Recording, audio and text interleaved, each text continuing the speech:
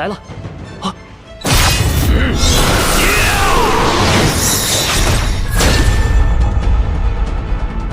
陆青阳想剑不出鞘就打败严战天，还真是太嚣张了。出剑！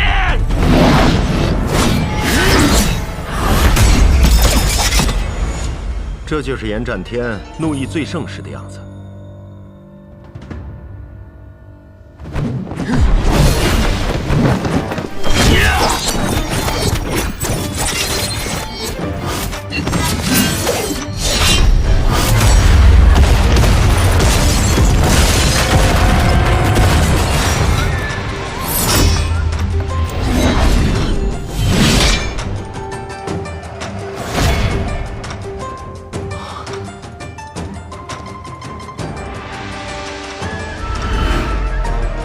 真是一场精彩的对决啊！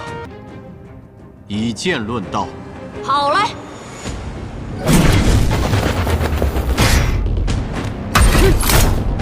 ！12柄飞剑，无双城100年颓唐，终于出了一名剑仙。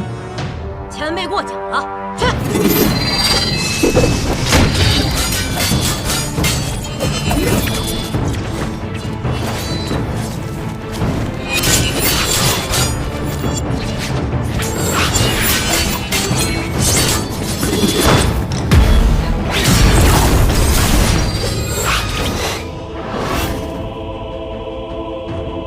飞剑术确实是一门绝妙剑术，但作为一名剑客，若手中没有真正握住一柄剑，终究还是会差了几分火候。你若将你师傅的断水剑借来，或许能坚持得更久些。握在手里的剑，我也是有的。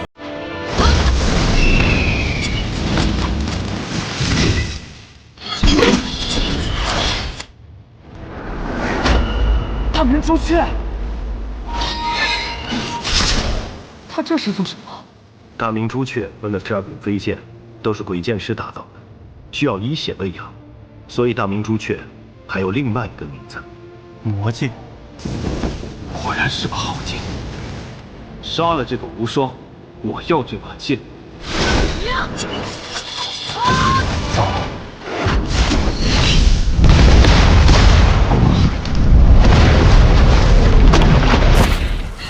无双没能控制住大明朱雀，反而被剑给控制了。我无双，怎么可能被柄剑控制？骆先生，如何？好剑，值得我出剑。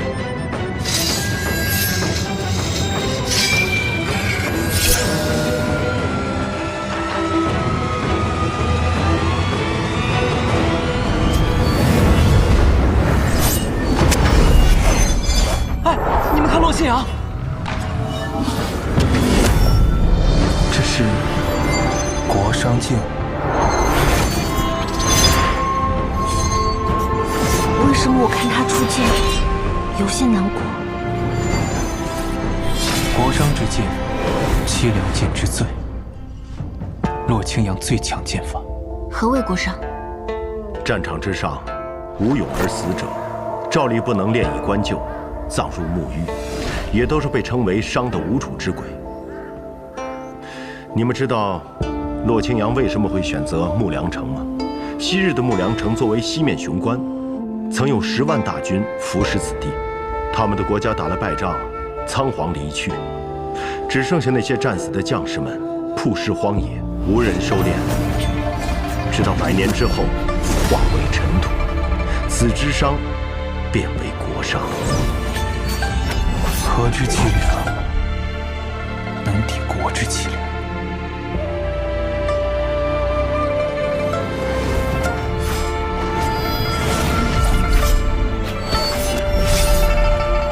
这便是传说中的剑士吗？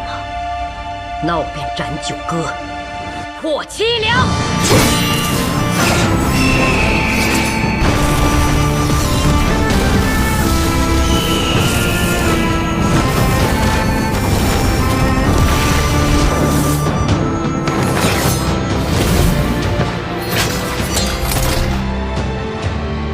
无双城有你这样的弟子，是他们的荣幸。前辈之剑不似人间之剑，晚辈大开眼界。他们俩这是战平了。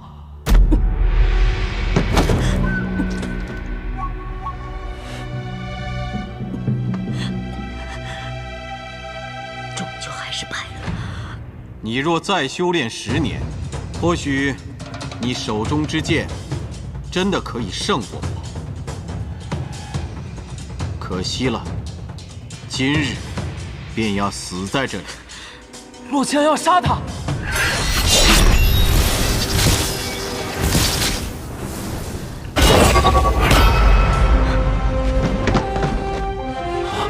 他居然这么快就上钩了，杀了他！无极棍，我原本以为洛城主能有这样的修为，定是气宇不凡之人。可适才面对这样的良才美玉，洛城主又为何要赶尽杀绝呢？我自有我的理由。可今天这个人，你杀不了。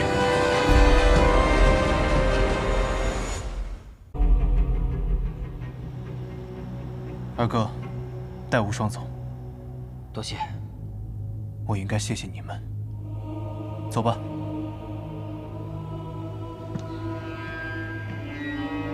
你就是萧楚河。我听说3日之后，你要带走1人，并且再杀1人。你要杀的人可是我呢？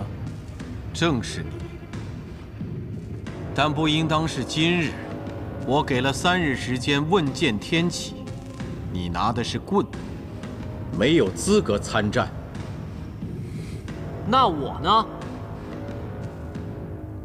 新剑，你是李新月的后人。雪月城雪月剑仙李寒一，雷家堡雷门双子雷轰门下弟子，剑心种新剑传人雷无节前来问剑。你个傻子，你不会觉得前面称号越长越厉害吧？好。哎，等等，等什么？前辈已经接连战了2场，并且2位对手实力都不凡。前辈虽然现在看上去并无大碍，但我相信体力一定与一开始有所不同了。我无妨。别说了，前辈有心让我，但我却不能接受。我辈剑士人人心诚，岂能愧对于手中之剑？刚才前辈不是说要在天启城多待几日吗？那么3日之后，等前辈休息好了，我们再来此地问剑。我前辈，告辞，3日后见。走，快点儿！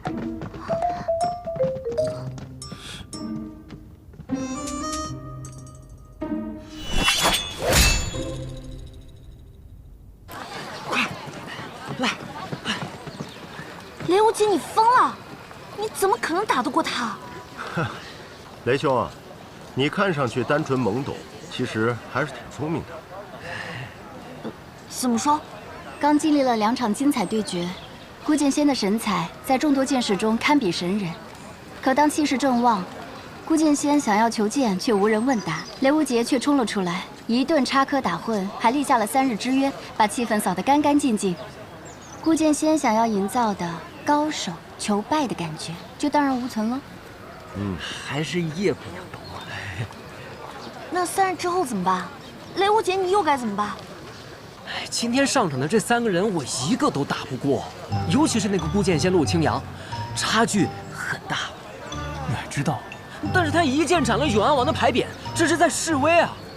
不管我们去不去挑战他，他都会上门。与其让他主动找茬，还不如我们先挑战，至少这样还能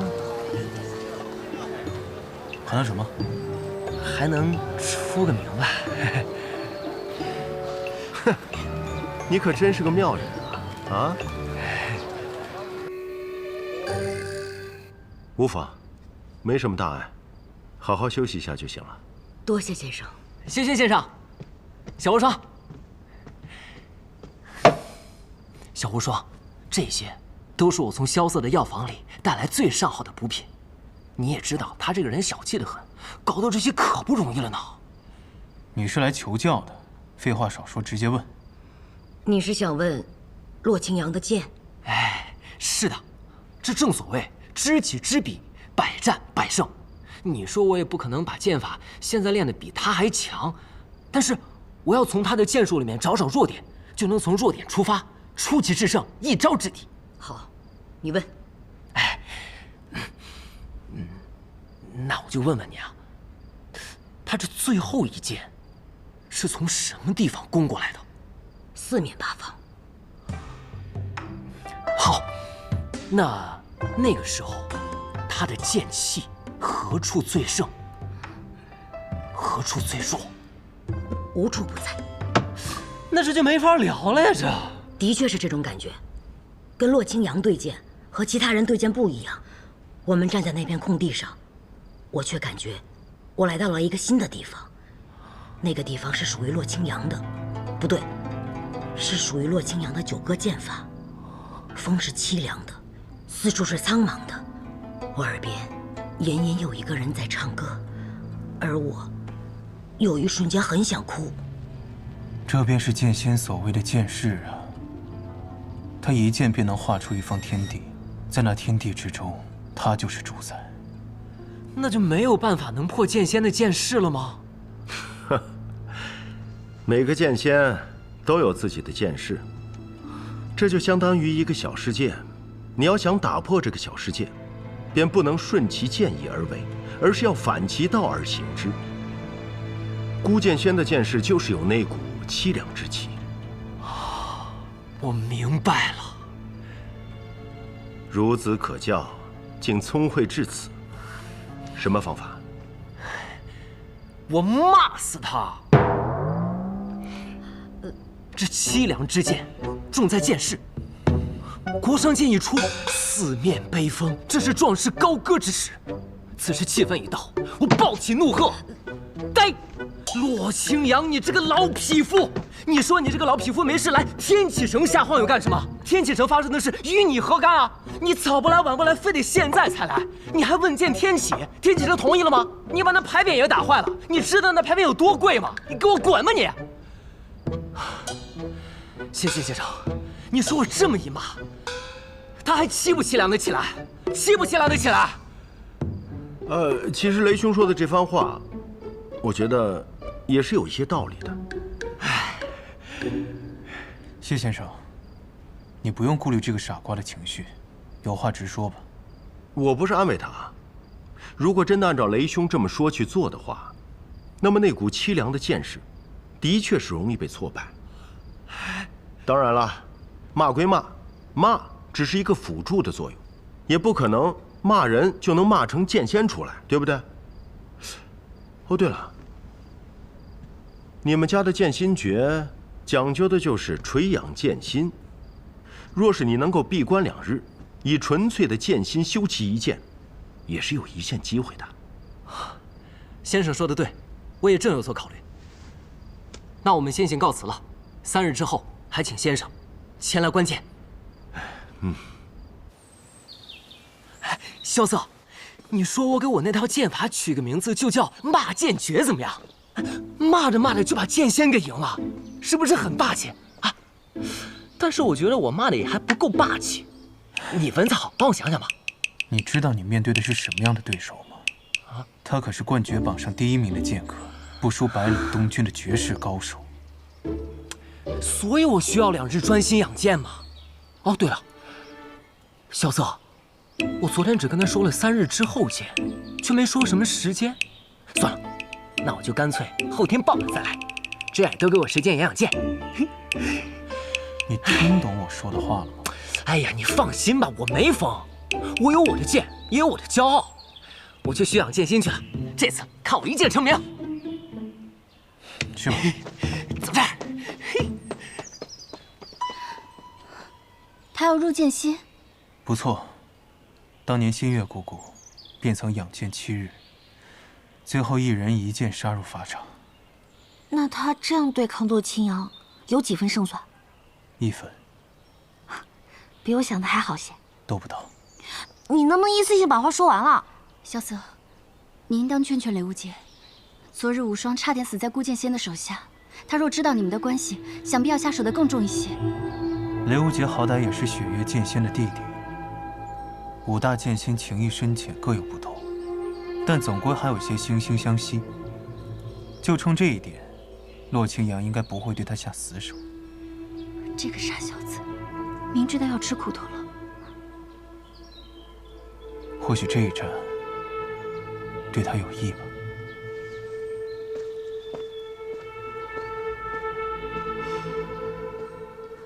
若依姐姐，洛清扬再强，也不过只是一个人，更何况在这天启城中，要杀萧瑟，真的这般简单吗？萧瑟不希望别人因为他而受到伤害。洛清扬是来找他的，那他应该负起这场战役的责任，这是他从小到大的选择。但我们也可以有我们自己的选择吧。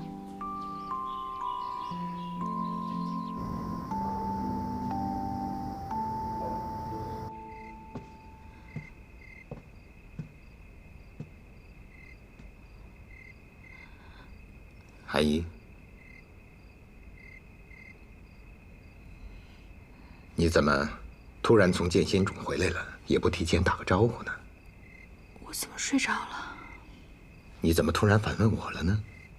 现在天气转凉了，当心染了风寒。哦，怎么样啊？在剑心冢那边，功力恢复的如何呀？已经恢复30%了，不必担心。剑心冢的消息太少了，我实在有些担心，就想回雪月城待一阵子。梦见他了？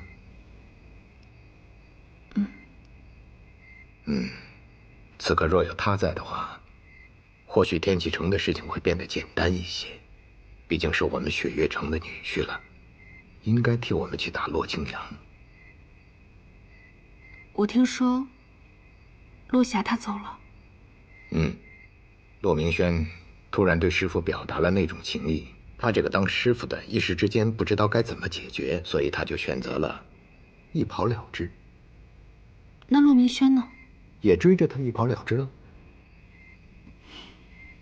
总会追到的。这师徒相恋在江湖中虽然也曾出现过，但毕竟还是很难被人接受的。爱情中总需要一方先勇敢一些，只要有一方愿意勇敢，那他们的感情总会走到一起的。他就是那个比我还要勇敢的人。你说的那个他，是指骆明轩，还是赵玉珍？可如果当时勇敢的那个人是我，现在会不会结局就不一样？阿姨呀，都是过去的事情，就不要再提了。天启那边怎么样了？这次我们不能去助他们战洛清扬，那他们该怎么办？我相信萧瑟，他从蓬莱岛回来之后，我跟他聊过一次，他说他有一步棋，这步棋一定是洛清扬都没有想到的。萧瑟，军报，方才有军报传回天启了。什么军报把你慌成这样？男爵进犯我朝边境，1日之内已经攻下了我们3座城池。什么？偏偏在这个时候。是，偏偏他就是在这个时候。现在城中有孤剑仙问剑天启，边境又有男爵来犯，这一切又是萧雨的阴谋。嗨，别管是什么阴谋，我已命琅琊军全军戒备，准备连夜赶往边境御敌。想不到，前不久还兵指天启的琅琊军，现在又要替北离镇守国门，军中老将应该有所怨言吧？怨言嘛，总归是要有的。可既然肩甲上画着狼牙，就要肩负起我们狼牙的意志。哎，这几日我虽住在城外军营中，但那个什么孤剑仙的事儿，我听说了。你不必担心我，我自有解决办法。你有信心？我听说那个怒剑仙和什么无双城城主都已经败下阵来了。对，所以我打算去钦天监，让老天师为我开天剑阁。你要去求剑？不错。世人皆以为我是姬若风的弟子，传习他一手无极棍，就以为我的武功是棍法，但其实我的剑术凌驾于棍法之上。可即便是当年副帅，也没有办法突破那座剑阁呀。总得有人去试试。你来守国门，我来定天启。你要开天剑阁？对，麻烦国师了。今日为何你那位雷小兄弟没有来啊？若是到了关键时刻，得有人替你护法才行啊。国师不愿替我护法吗？实在惭愧，自打海上仙山一战，老朽便受了重创。原来如此。我来。你怎么来了？国师，他入天剑阁，我来为他护法。好。怎么，前几日才说答应我一块儿，现在又自己单独行动，说话不算话。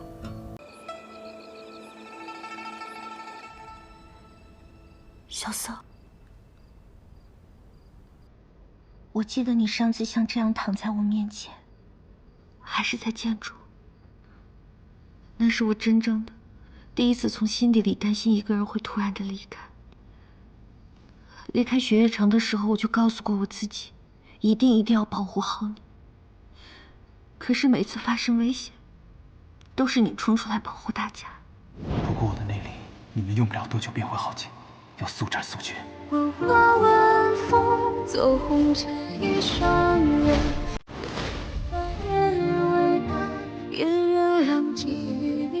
其实一开始，我一直以为你是一个毒蛇要抠门的人，也不理解为什么大师兄会同意带着你一块儿上路。现在想想，幸好他同意了，要不然我们要晚好久才能见面。我好像还应该感谢雷无极，幸好他去了你的客栈，欠了你的银子。萧瑟，我已经失去大师兄了，我不想再失去身边任何一个人。拜托你，如果你听得见我讲话的话，快点醒过来吧。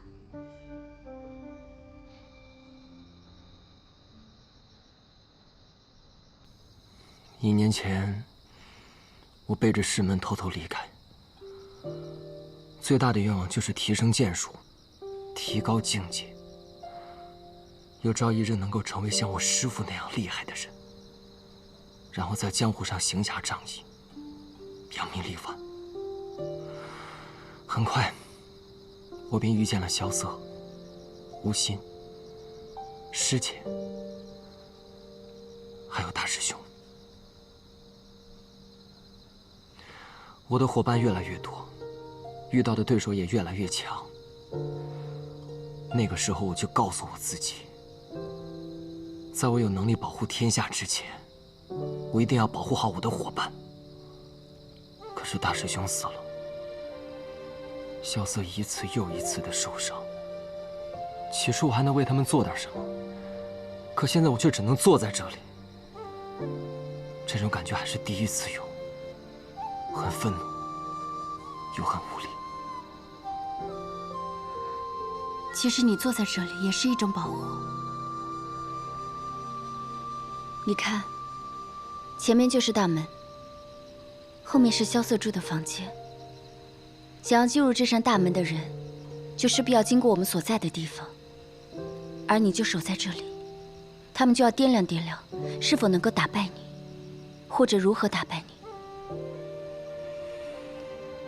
你是他们不敢轻易闯入王府的理由，你还觉得自己一无是处吗？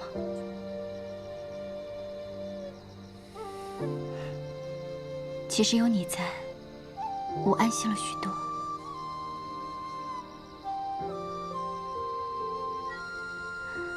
你看，我心里也是害怕的。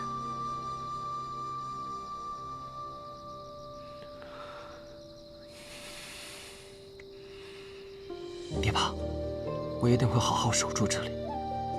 有我在，谁也别想伤害你们任何人。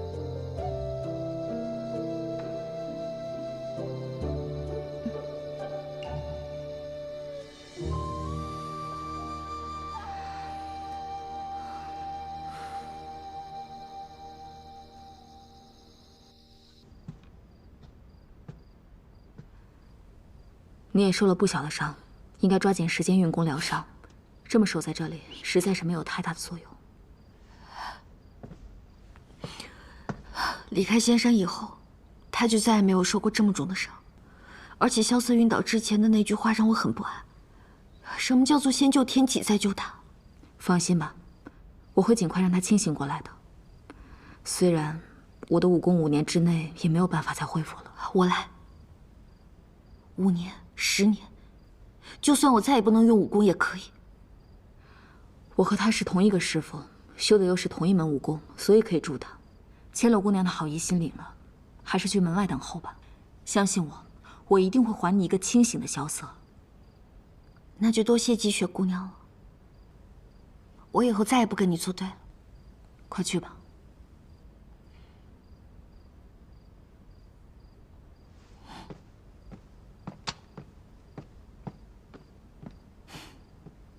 真是个傻丫头。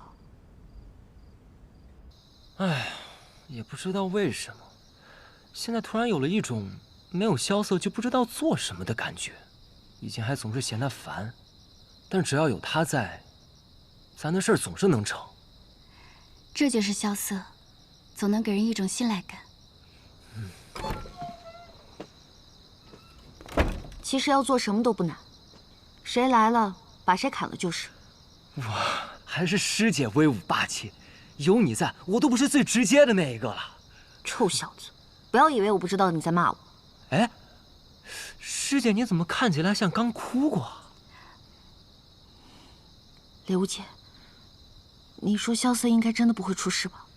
刘姐，都怪你乱说话。哎，我开玩笑的，别着急，别着急啊。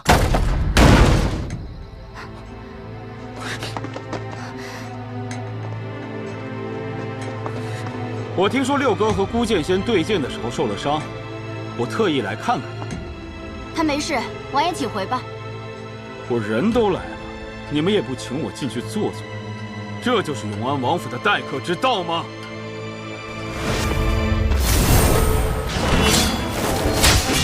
放弃吧，你们下午已被我义父所伤，根本不是吴心的对手。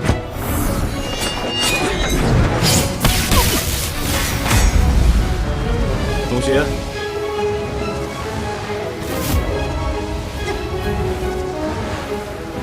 可你们别忘了，我的义父是陆清扬。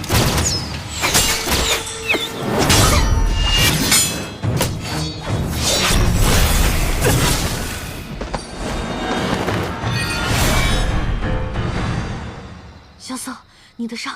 积雪把一身内力都给了我。现在昏迷过去了，但给了我一次再战的机会。刘杰，身上有伤别硬撑。我没事，我们先去把吴昕给救下来吧。萧雨，你找我，我在这。不愧是那个总能给人带来惊喜的萧楚河。萧雨，这次你真的过分了。过分吗？只要你还活着，我可以做出更过分的事情来。你就这么恨我？从小到大，因为你的存在，我的武学和财富在诸皇子中只能排第2。稷下学宫里，你入学便是祭酒门下弟子，我勤修武学，而你17岁就入了逍遥天境，名扬天下。从那个时候起，我就知道，我想要出头，就必须除了你。后来，你离开了天启城，我也终于获得了我的成就和瞩目。那真是一段让人怀念的时光。短短4年之后，你竟然又出现了。千金台之眼，你把所有人都逼了过去，连父皇都亲自到场。琅琊军兵变，眼看着已经打进了皇宫，你偏偏3言2语就把10万大军赶走。孤剑仙，问剑天启，你伸手都能引来天斩之剑，向天下昭示你就是天选君主。六哥，你都做到这个份上了，居然说我过分，这合适吗？笑话！难道就因为别人比你优秀，你就要害人吗？本王跟你们不一样，甘愿屈居人下，听人差遣。本王要做人上人，谁敢挡本王的道，本王就要除掉谁。那也就没什么好说的了，要打便打吧。六哥这么看着我干什么？萧雨啊，你今天跟往常不太一样。哦，哪里不一样？你这个人从小到大都比较冷静，不爱表露内心。可你现在把内心的话都说出来了，说明你很不冷静。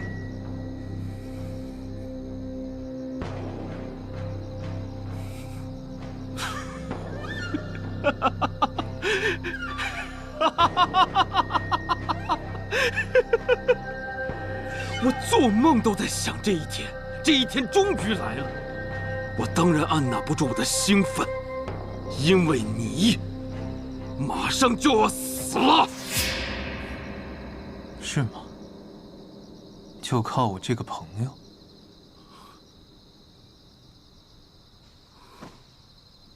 是啊，看着你被自己最好的兄弟杀死，可真是令人兴奋呐。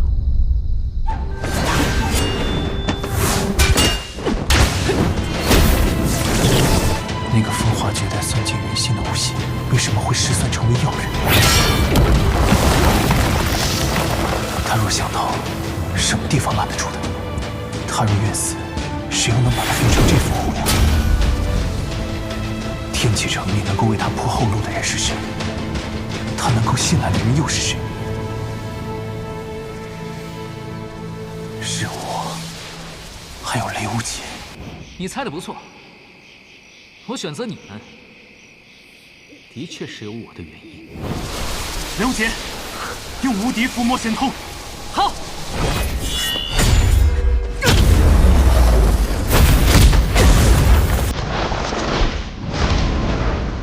这套拳法当初是你教给我的，今天让你看看我练的怎么样了。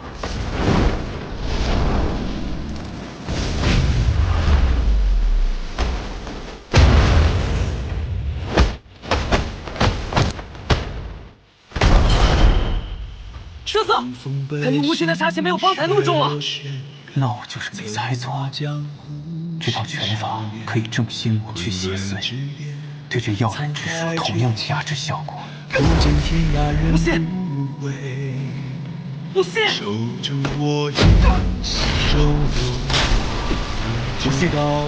你明知可真无信！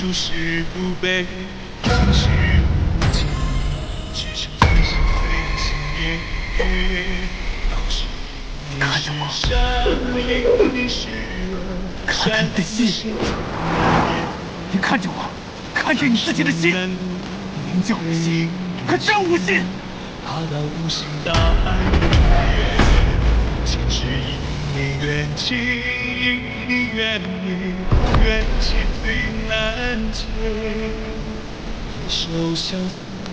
清风明月，无怨无心，无畏无怨。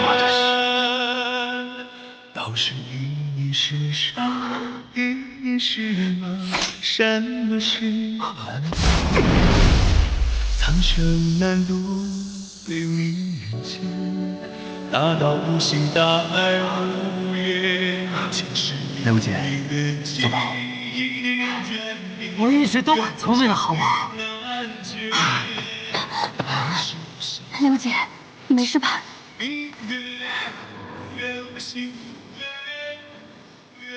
拜。我拜了吗？殿下，请用茶。坐吧。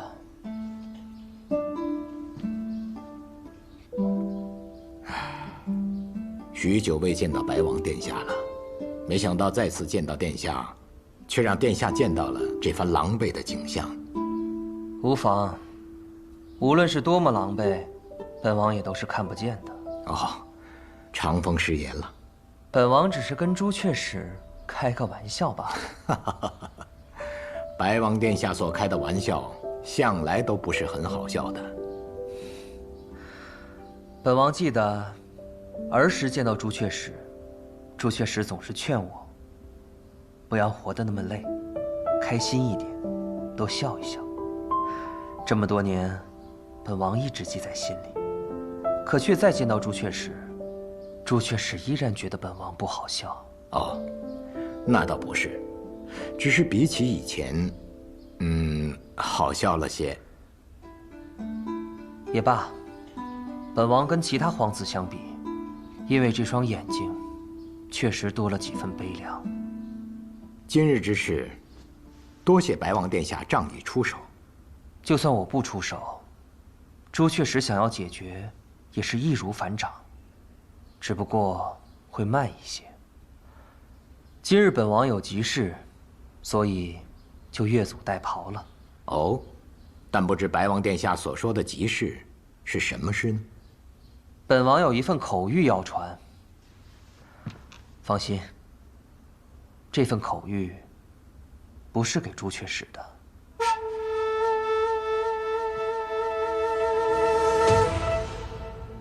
我不做朱雀使已经很多年了，我现在只不过是这雪月城中的一个大管家。那我就换你司空城主。这样听起来顺耳多了。这份口谕是传给那个人的。其实今日之前，我也不知道他是否真的在这里，直到方才。虽然我看不见，不过这么多年，他那给人惊喜又给人惊吓的习惯，却依然没有改变。那这件事情，便是你们之间的事情了，跟雪月城毫无关系。我听说，他拜你为师，是我要收他为徒，他既没有答应，但也没有拒绝。本王明白了，司空城主是想让雪月城与这件事情撇清关系。这世上，敢不接圣上口谕的人少之又少，而接了又不听的人，则是更少。但他恰巧是其中之一。那我雪月城想跟这件事情撇清关系，有什么错吗？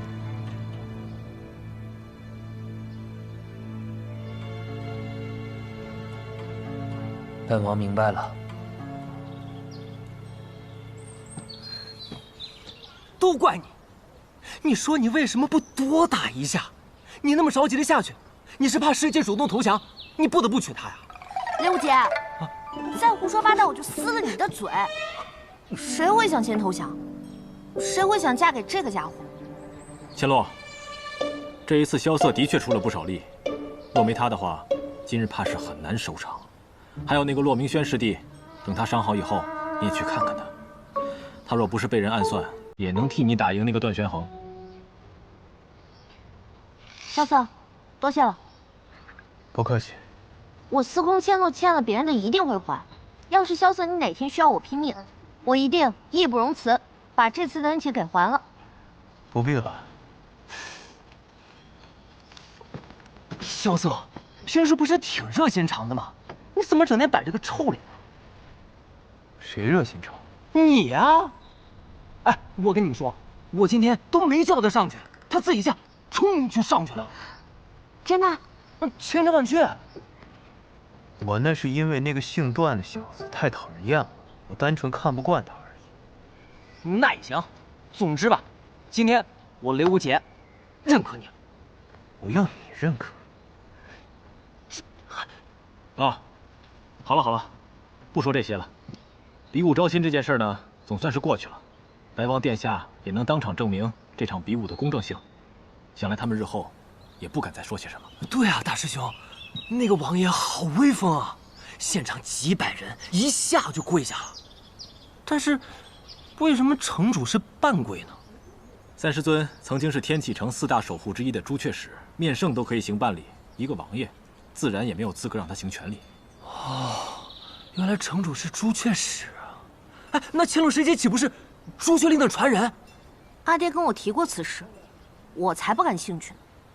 我又不认识那个人，凭什么做什么守护啊？对了，我阿爹可以半跪，萧瑟你为什么不跪啊？对啊。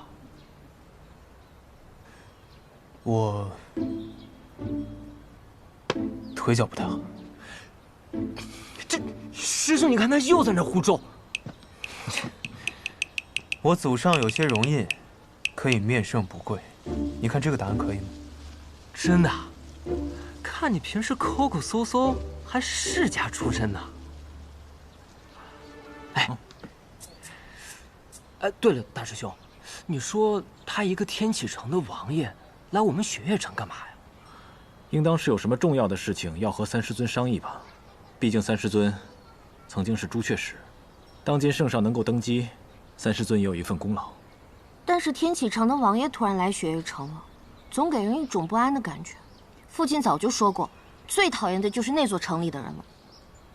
我倒是觉得那个白王殿下挺不错的，不过就是眼睛有那么一点不对劲儿。因为他看不见。看不见？他幼年时期拿了别人盘中的一块糕点，吃了之后就瞎了。这么多年明德帝寻遍天下名医也没能治好他。也是个可怜的人呢。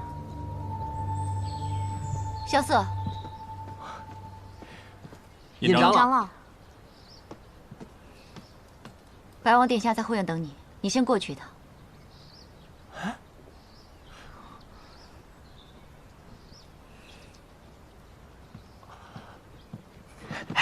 尹长老，那个白王殿下找萧瑟干嘛呀？他们应该在天启学宫救过学。原来是同窗啊！哎，同窗。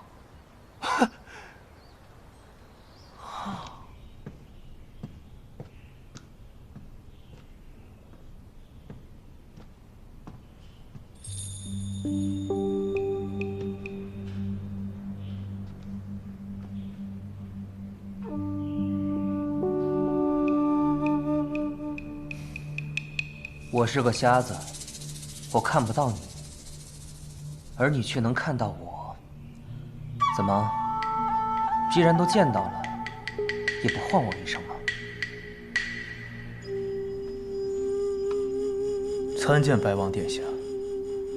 你就是这么叫我的？我只是一介庶民，见了当今二皇子白王殿下，还能怎么叫？毕竟叫错是要杀头的。那你可知道，白日见我不跪，也是要杀头的。我的头就在这儿，殿下若是喜欢，拿去便是。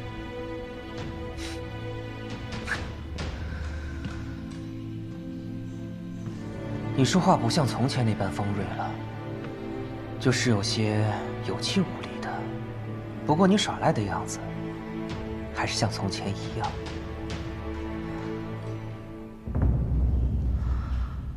还是唤我一声二哥吧，好多年都没有听到了。我叫萧瑟，只是一间普通客栈的老板，没有资格唤白王殿下为二哥。那好，雪落山庄萧瑟，草民在，接旨。接旨，接旨。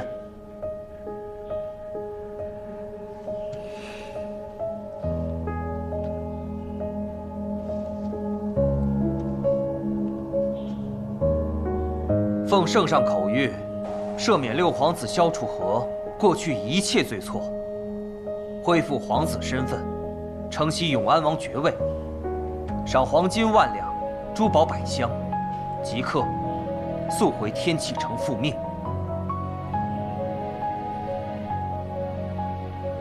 还不谢恩？我拒绝这道口谕。你敢不接？我就是不接。为何不接？赦免六皇子过往一切罪错。我的过往何错之有？虽然看不见，但我也能猜到此刻你的神情。既然殿下猜到了，那就还请殿下将这道口谕带回去。听完口谕，你还是不肯唤我一声二哥。看来你是真的不打算回去了。殿下难道希望我回去吗？当年我离城而去，有一人提剑而来，正是怒剑仙叶战天，当世5大高手之一。据我所知，他也是殿下的授业恩师。不管你信不信，并不是我派他前去的，并不是你派去的。那他去前你是否知道呢？是否知道又假装不知道呢？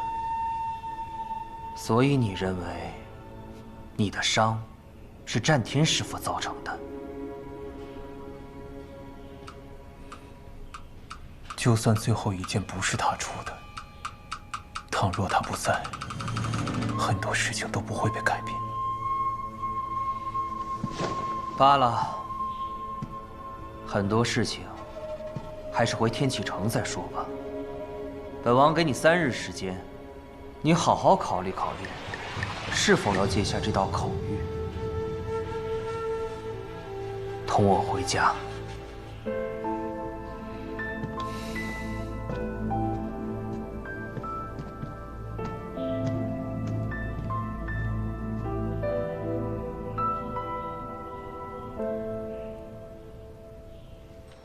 殿下，我在外面都听到了，这萧楚河如此大逆不道，直接上报陛下，让陛下收回成命，然后再重重治他的罪。桑明，这些话你只能同本王说。为何？记住，我与他并无恩怨。可当年那块糕饼是他的。当年我们只是孩子。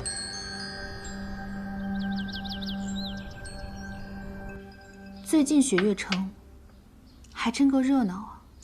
是啊，先是有人闯进登天阁顶问见雪月剑仙，再有这百花会，如剑仙亲临礼赠四方，再加上这比武招亲，把尊贵的白王都给引来了。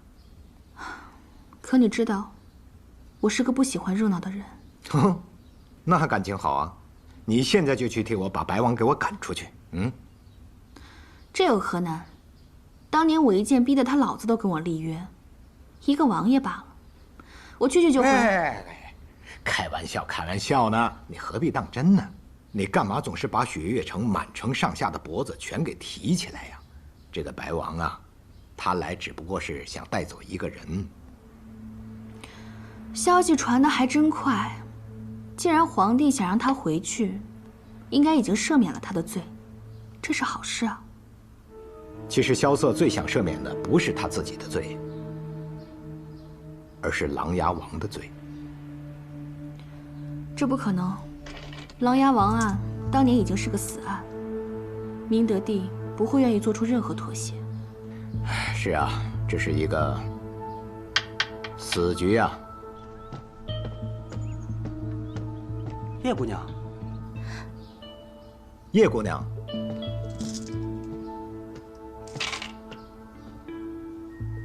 司空城主，二城主，叶姑娘，今天怎么这么有空到我这里来呀？我准备去药房取些药材，路过此地便来见见城主。哎，我那个丫头啊，要是有你这般懂事，那可就好了。怎么样，叶姑娘，身体恢复得如何呀？比来之时好了许多。看来我的医术还是差几分火候。啊，对了，我听说唐老太爷那边有一个法子，或许能够根治你的病。这样吧，你让唐莲抽空带你去一趟唐门。劳烦城主费心了。去吧。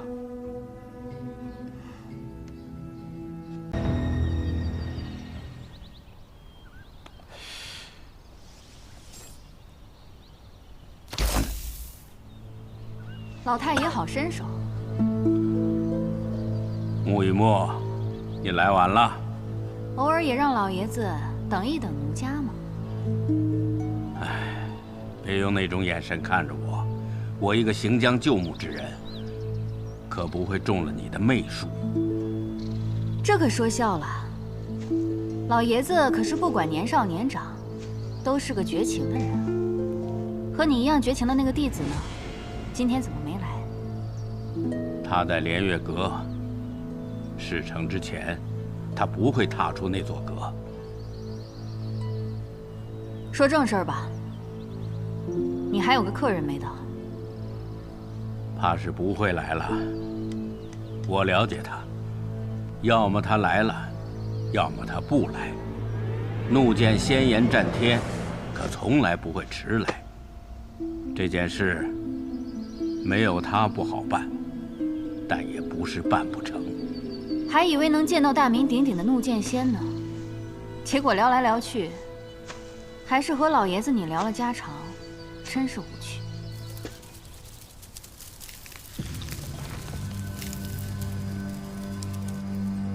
哼，千株之阵，那老太爷的筹码呢？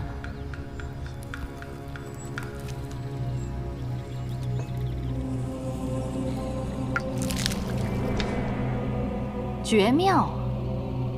唐门最隐秘的毒，配上我暗河最隐秘的阵，此行我们势在必得。可莫要低估了我们的对手。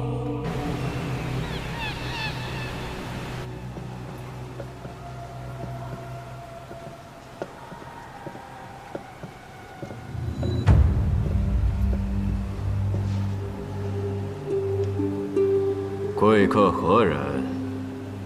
是暗河的大家长。北离二皇子，白王萧崇。我等着见你的这一天，已经很久了。你在等我？是。你有一个好弟弟，他冒充了一个人，骗取我暗河的邪主。虽然他身份金贵，但我暗河杀人，从来不管什么身份，所以他该死。还请大家长手下留情。我若没有手下留情，他从见到我的那一刻，便已经死了。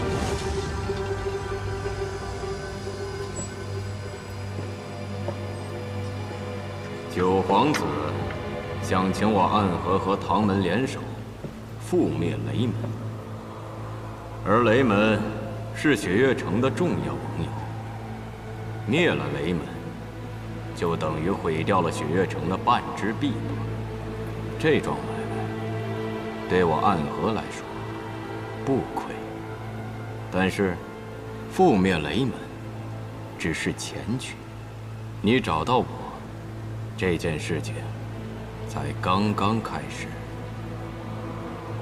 刚刚开始？对，我说我在等你，是因为这天启城的皇子中，我一开始选择的就是你。我助你登上庙堂之高，而你则要让我暗河的水潮淹没整个江湖。二哥，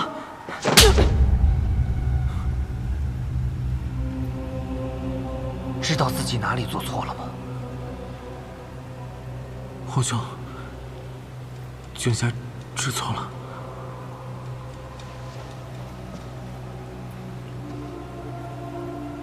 还不快和大家长道歉？不必了。你早就知道我身份。年轻人，你太小看暗河了。从你踏入暗河的那一天，我们就已经知道你的身份。之所以不杀你，是因为白王萧崇，你就是我们最好的选择。大家长，恕我直言，暗河不是我的选择。你这么拒绝我，就不怕我把你们都杀了？哼，我想大家长应当不会做出这种不利之事。不过我们之间的选择已经无法避免了。白王殿下，有些决定不要下得太早了。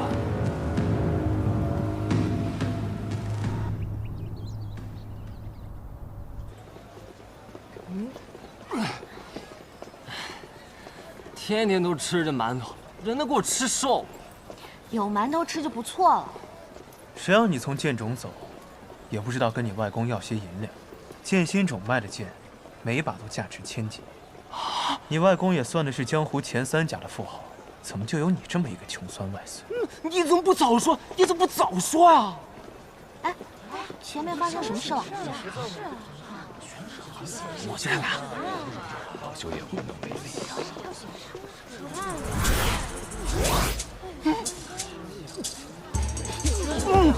小子，知府大人悬赏1000两纹银寻找大夫，1000两纹银呢？咱们3个懂医术吗？1000两纹银跟咱们有什么关系？哎呀，要懂什么医术啊？你不是有那什么蓬莱丹，一枚30宝？小点声行不行？你知道那一颗蓬莱丹值多少银子？你知道那颗3日丸如果传出去，会有多少人要来抢？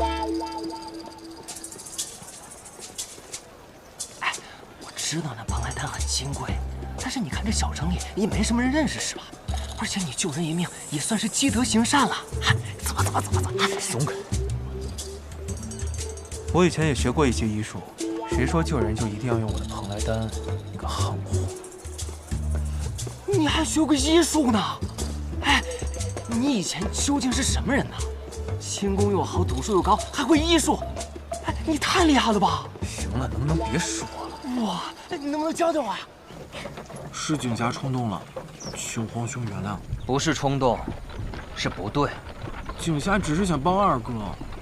这个世上有很多人，为了利益可以不顾一切。这样的人不必多说，我们天启城遍地都是。还有许多人，为了情义可以不要利益。他们心中有信仰，有执念，他们不愿自己身上沾染半点尘埃。他们可以为之生，也能为之死。萧楚河就是这样的人，所以他才沦落到现在这个地步。我敬佩这样的人，可我成为不了这样的人。他是无瑕的，而我终究是有颜色的。不过这个颜色也只能是白色。我有不能打破的原则。景霞，知道了。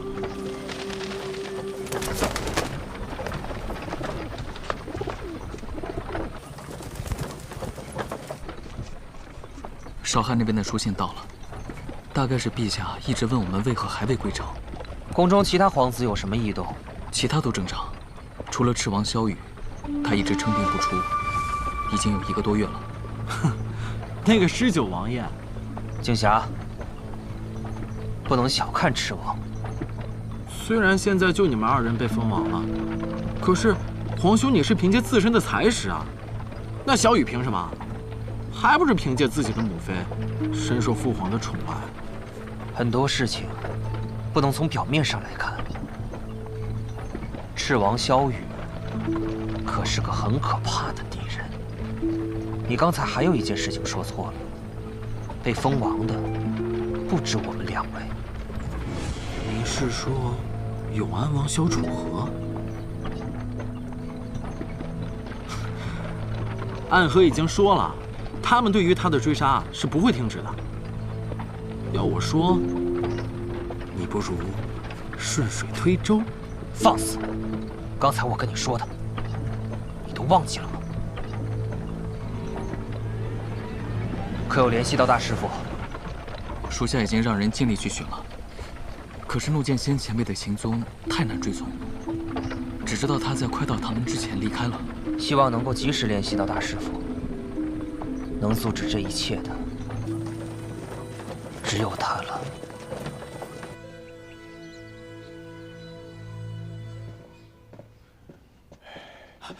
大夫，怎么样了？心脉已断，准备后事吧。告辞。大夫，自有神仙庇佑，一定会没事的，没事的。我现在只信大夫。是。看来现在只有药王新百草才能救他了。我去找。大人，外面有人给了一瓶药，说是服下之后便能痊愈。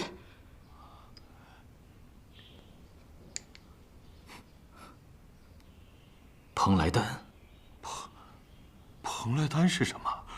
天启药王殿里的圣药，只有皇室宗亲才有资格服用。他们几个人？哦，2男1女，女子手拿一把长枪，另外2个男的，一个红衣，一个青袍。是他们。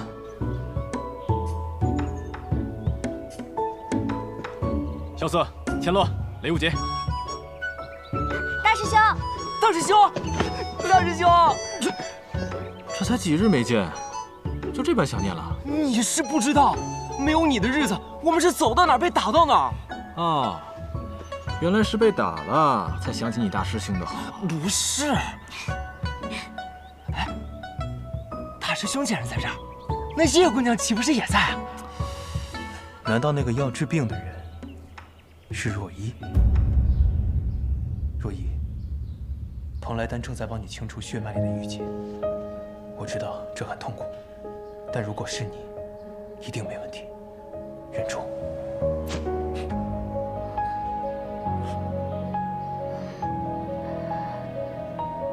一直没来得及跟你说一句，久违了。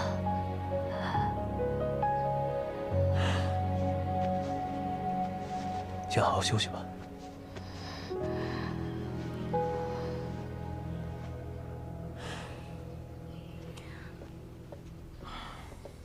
哎，怎么样，萧瑟？若依她怎么样了？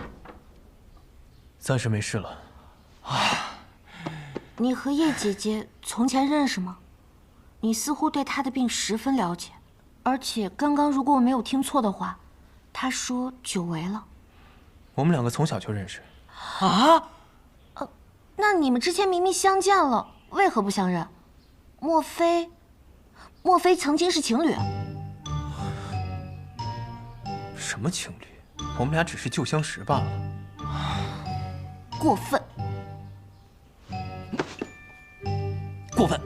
好了，你们几个跟我出来一下，我有事情要跟你们商量。什么过分？哼！所以唐门是打算就此判处雪月城。虽然我不知道老太爷的具体打算，但是很明显，他们不想继续与雪月城保持盟友关系，而且已经有了更好的选择。师兄，这可不是什么小事儿，你赶紧回雪月城禀告3城主吧。我不能回去。你还没做决定？不是。唐门是我的家族，雪月城是我的师门。我并不想背叛任何一个，我只想阻止这件事情的发生。不回雪月城，是因为我有更重要的事情做。什么事儿啊？雷家堡马上要召开英雄宴，但现如今他们并不知道唐门的变故，而这场英雄宴很有可能是唐门反叛的开始。我已经传信给雪月城，怕是来不及，所以我要亲自去一趟唐门，阻止这一切。可这件事很难。的确，这件事并不是我能做到的，但是只要尽力，就不会有遗憾。大师兄放心，你还有我们呢。关于若依的事，我刚才探了她的心脉。她之所以能撑到现在，是因为体内有股真气，而这股真气很熟悉，是吴昕。吴昕，他在哪儿啊？没有跟你们一起回来吗？我们遇到一个奇怪的剑客，穿着一件黑色披风，手里拿着一把出奇大的剑。吴昕暂时拖住了他，所以我才能带着叶姑娘先行离开。难道是他？严战天、唐门都出动了，这幕后策划的人难道是二哥？可按二哥的性格，怎么会和暗河有所勾连？莫非是萧瑟，你认识啊？怒剑仙。怒剑仙严战天，江湖冠绝榜上排名第3，和我姐齐名的剑仙。可是吴昕怎么能打得过他呢？我已经观察过了，吴昕的功力比之前更厉害。如果没有猜错的话，现在至少已经进入了逍遥天境。就算打不过，脱身应该没什么问题。怎么了？你觉得吴昕不是怒剑仙的对手吗？不，我只是想到另外一个剑仙，刘无节。啊，雪月剑仙为什么还没有消息？对啊。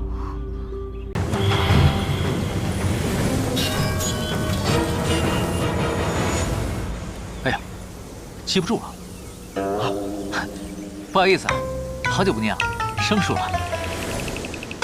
算了，反正我也不是走师傅他老人家的老路。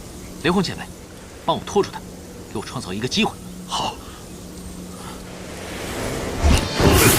9333，一拳震我心，2拳破业障，3拳破恶孽，4拳熄灭，5拳伏妖，6拳降魔，7拳得大光明。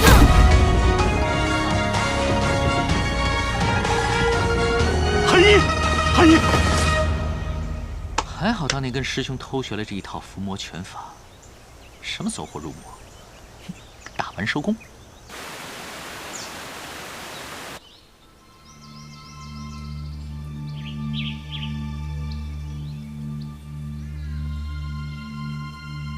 你是谁？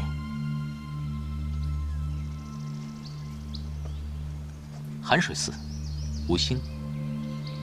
你是叶鼎之的儿子。正是。你跟你的父亲一点儿也不像。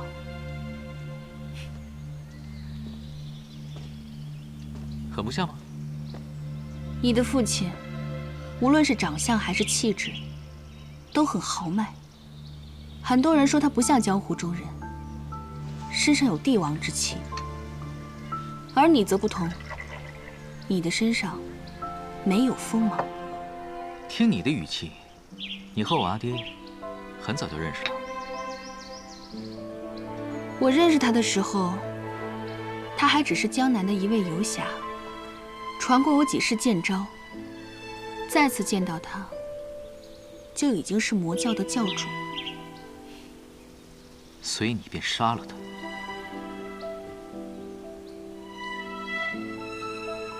你既然来问我，就说明你确信不是我。而且我杀他，那叫正邪两正，天经地义。我阿爹最后跟他接触的人是谁？一个女子。她和孤剑仙抢先我们一步到。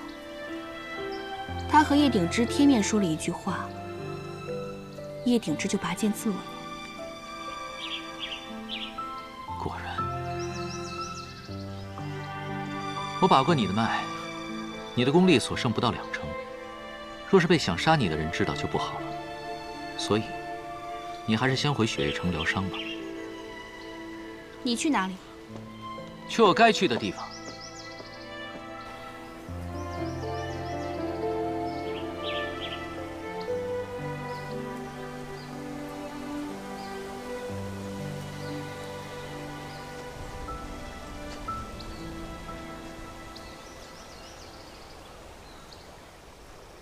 对不起，没经过你的允许就碰了你的剑，他们有些脏了，我帮你擦了擦。谢谢。好久不见。你没有回过头，不还是等于没见？那是因为过去这么多年了，我并没有变得更好一些。我也不是肤浅的人。可我是。自从见到你的第一眼开始，我就喜欢上了你。这么说来，我也是这样。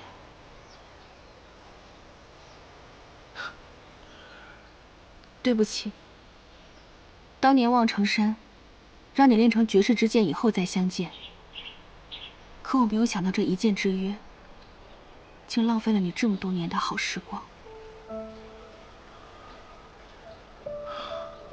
好时光，在这些好时光里，你本应该遇到很多人，有的人你会喜欢，有的人你会讨厌，还有的人会跟你相伴一生。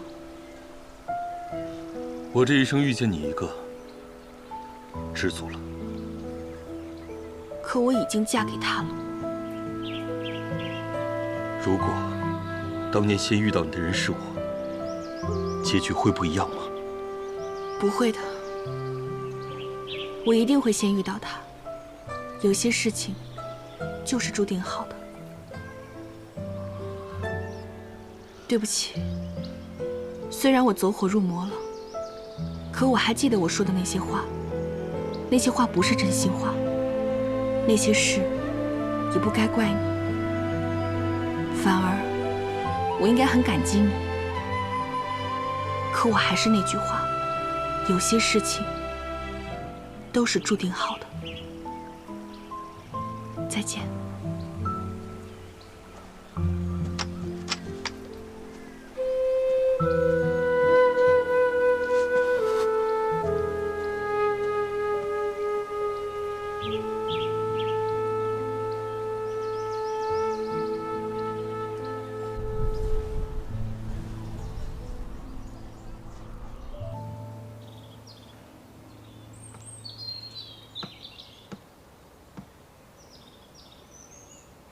韩姨还没有消息。真想亲自去找他呀。最近这一连串的事情，无论哪件事情都表明有人想要瓦解雪月城。唐门现在立场不明确，雷家堡又遭受重创，想要重回巅峰需要时日，而温家又超脱世外，不与江湖纷争。雪月城三大盟友全都靠不住，两位城主又不知所踪。你若离城而去，雪月城很快会分崩离析。在这棋局之上，我们都是棋子。是啊，可惜下棋的人已经死了，他把雪月城和萧楚河紧紧地绑在了一起。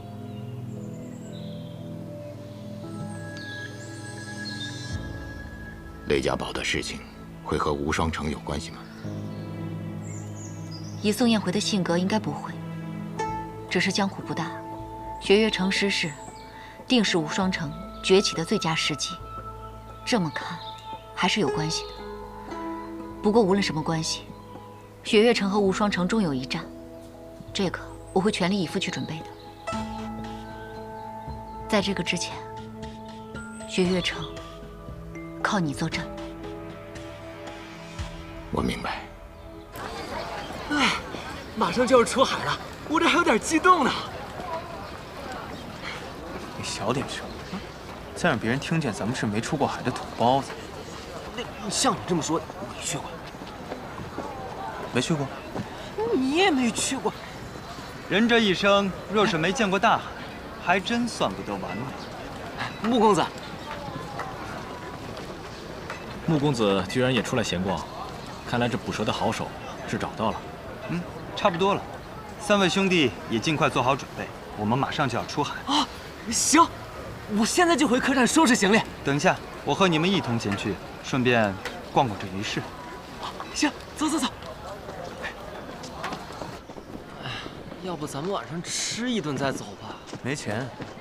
没问题，我有钱。哎，穆兄弟客气了。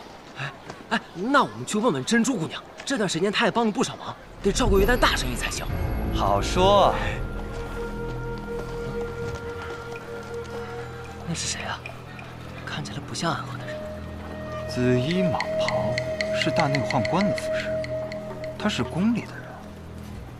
穆公子猜得不错啊，此人正是当世5大剑之一，掌剑剑，解威公公。5大剑之一，他是你们的朋友啊，跟你们一起出海？那我这艘船可真是蓬荜生辉了呀。可惜啊，他是来抓我。抓你？小左。穆公子，不瞒你说，我师父乃是天启城掌香剑锦仙公公。只可惜我对练武毫无兴趣，更不想净身入宫。一番争执之后，我逃出天启。这2位朋友也是我在江湖上偶遇的，若是没有他们，我连这儿都到不了。只可惜啊，在这儿又要被截住。素闻天启5大剑权势通天，想不到竟霸道至此，强迫人学武也就算了，竟然还要逼人净身。是简直令人发指。萧兄，既然你上了我的船，就是我的人，我庇护你周全。那就多谢穆公子了。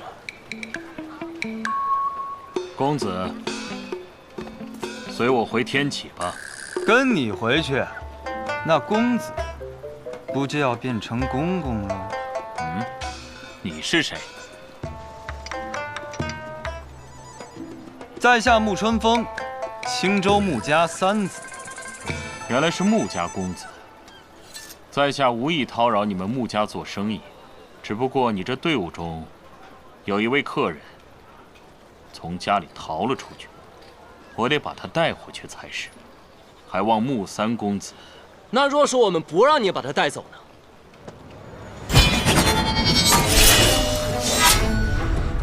这件事，我知道，明剑渊眼，因为剑下防轰过多，戾气过重，而未被列入剑谱的明剑，曾是太祖皇帝的佩剑之一。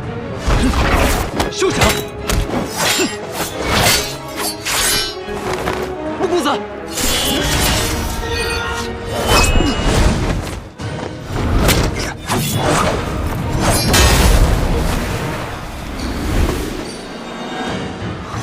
停手！洞千山。洞千山，10大名剑之一，洞千山。身穿金缕衣，手握洞千山，穆家还真是阔气。哼，我看简威公公并无杀意，再打下去也没有什么意义。不如这样，你我单独找个地方聊。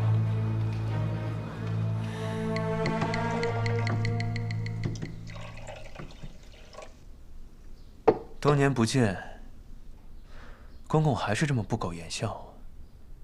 我本是来东极海事府处理公务，只不过前几日突然接到传书，上面告诉我，你会从这里出海。若论天启城中，谁最不通情面，大家想到的都会是你。可是公公，你好好想一想，我身边有一个新剑传人，得了雷轰里寒衣真传，离那逍遥天境只有1线之隔，还有个雪月城大师兄，年轻一辈中的佼佼者，再加上那边有穆家相助，公公若想带走我，恐怕没那么容易。殿下不会以为我出来办差，只是孤身一人吧？那阵仗未免太大了吧？我相信上面给你的旨意一定写着暗中行事。那你想怎么办？不如这样吧，公公，我们各退一步。3日之后，我们在海边决战。我只派我那雷家兄弟和雪月城大师兄。公公，你也只能自己过来。若你能胜过那2人，我就跟你走。3日。公公，你可以不相信老七，因为他做事不按章法。你当然也不能相信我二哥，因为他这个人城府太深，算得太细。但是你可以相信我，我是何人？殿下一诺千金，天启城无人不知。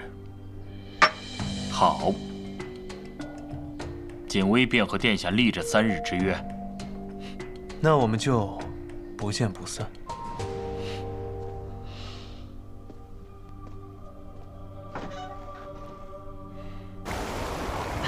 对了，小子，你跟锦微公公立了个什么约？3日之后在海边决战。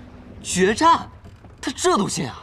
简微眼中的我是那个一诺千金的永安王，不可能用这么卑劣的小手段。唉，这可怜的锦微公公。好啊，你个萧瑟，当时也是这么骗我的，是不是？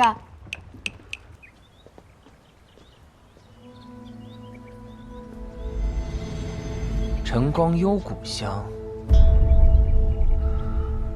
是若依姑娘吗？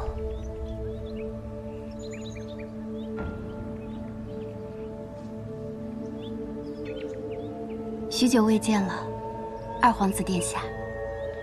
若本王没有闻到叶家独有的晨光幽谷的香味，那么若依姑娘是否打算就这么走过去了？我已很多年没有见过殿下了，方才觉得面熟，却也不敢相认。我听说若依姑娘一直在城中养病，身体可有好一些？司空城主医术高明，若依的身子比以前好了许多。那便好。你与楚河自幼交好，能在此城中重逢，应该是很开心的事情吧？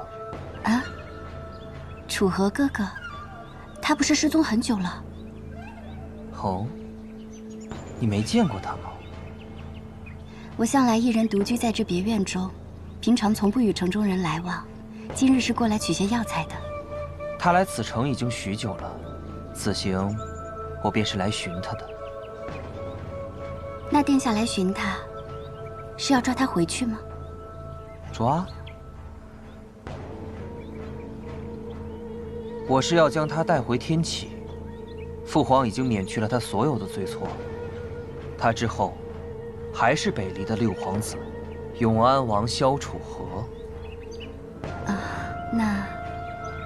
那便很好呀。但他拒绝了，我给他3日的时间。你与他自幼便交好，帮我劝劝他。以楚河哥哥的性子，决定了的事情，便很难改变了。但在我知道的人中，能劝动他的，你是为数不多的。那若依试试吧。多谢了。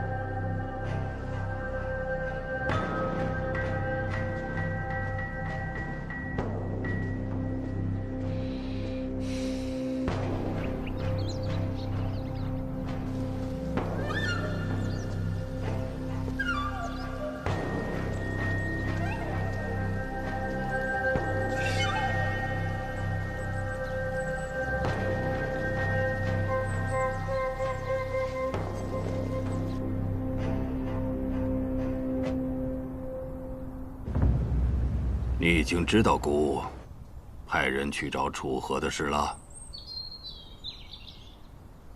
是陛下故意让臣知道的吧？是啊。楚河当初和叶将军交好，姑在想，若叶将军知道了楚河的下落，或许能助姑一臂之力啊。这么多年过去了，他现在既然愿意现身，或许他愿意回到天启了。叶将军真的是这么想的？我若是陛下，就不下什么旨意了，直接带着军队把雪月城给围了。哼，呵呵。这确实是叶将军的行事啊，可是姑害怕逼得太急了。哼，以那孩子的性子，他又要对抗姑了。唉，这几年古禁不住总要想起过去，对楚河的愧疚也是越积越多呀。偏偏这孩子又是个倔脾气，姑没有找他，他竟然4年消失得无影不踪。姑害怕错失这次机会啊。姑想要把楚河带回宫里的事，怕是瞒不了多久，还需叶将军替姑多费心了。是，陛下放心。退下吧。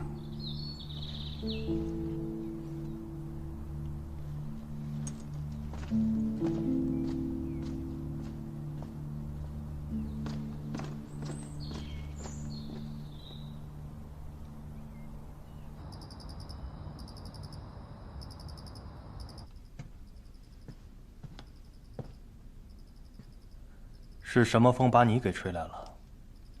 陛下让白王传了道口谕，召萧楚河回天启。我早就猜到了。这个人真要回来了吗？那也未必。你的选择是？泰安殿牌匾上，龙峰卷轴内，写的谁的名字，我的选择就是谁。可那卷轴上还没有写字。而我们可以最终影响写在卷轴上的名字究竟是谁？我提醒你们，5大剑奉命行事，不要说大逆不道的话。我只是说影响，又没说指定。金仙太过敏感了，不是？谨言说的没错，若是以前，我们可以等圣上来定夺。但六皇子萧楚河重新出现，这一切全变了。我知道，你们中间有的人是白王的授业恩师，有的人是赤王的门中贵客。萧楚河的出现对你们来说，是最大的威胁。嘘，你不该在未和我们商议之前就把消息告诉陛下，更不该还没搞清楚那个人是否是真的萧楚河的情况下，没错。告诉我们，于师国那事的原委，那人是萧楚河的可能性究竟有几分？你们没有这个资格。嘿，皇子之事，岂是尔等可以随意议论的？大见。近1年来，有几十匹人马先后离开了天启城，他们都去了哪里啊？他们分别去了雪月城、无双城、木梁城、江南雷家、蜀中唐门、岭南老字号温家、望城山、武当山、少林寺、云林寺，甚至去了方外之地的天外天，以及无处可寻的暗河。是啊，几乎所有的武林大家、白赤两王都派了人马前去。如今这朝堂上的纷争还没有结束，江湖上的争夺已经开始了。没错，你们说的对。谨言啊，你刚刚是说想要影响卷轴上的名字？哎呦！哎呀！大剑呐，大剑！谨言一时妄言。你知道就好。我知道，你们各自都有各自的心思，但是5大剑以圣上的圣意为准，圣心难测，伴君如虎，知足不辱，知止不殆，方可长久留存。如果谁想不明白这一点的话，那就趁早退出5大剑。属下不敢。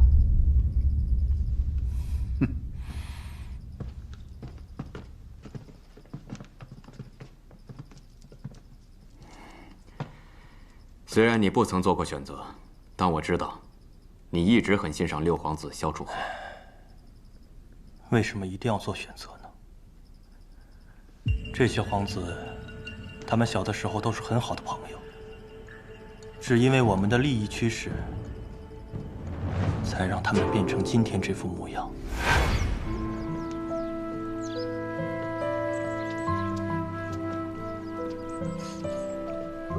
哇，我的书！二哥，我来。楚河，你小心一点啊。嗯。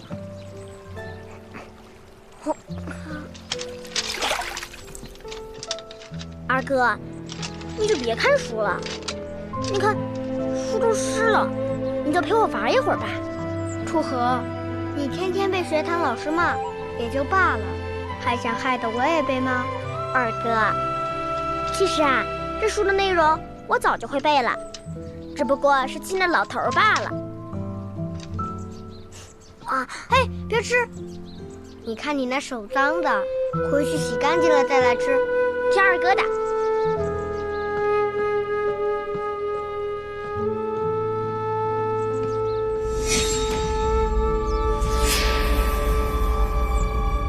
不能吃！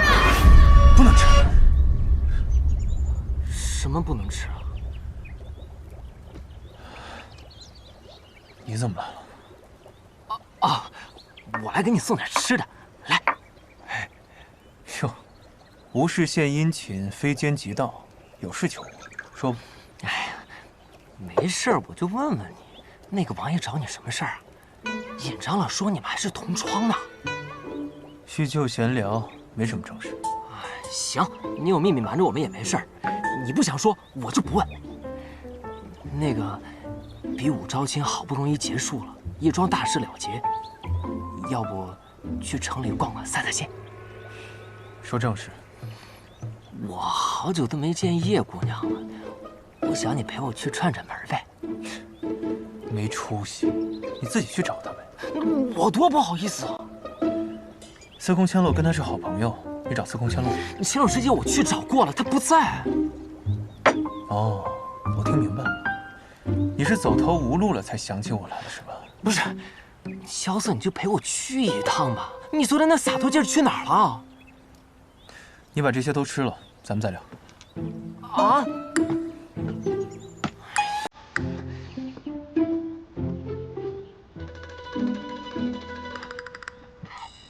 萧瑟，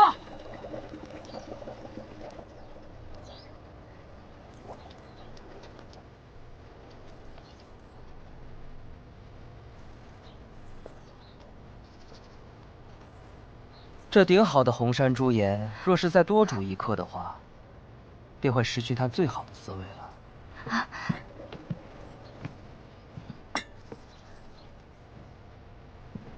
参见殿下。我和藏明在城中闲逛，忽然闻到了这股茶香。我还在想，这雪月城中，谁还会喜欢喝我们天启城中的茶？却没想到，还是如意姑娘。许久没有见过家乡了，便想寻一下家乡的味道。殿下见笑了。不准备请我喝一杯吗？殿下请坐。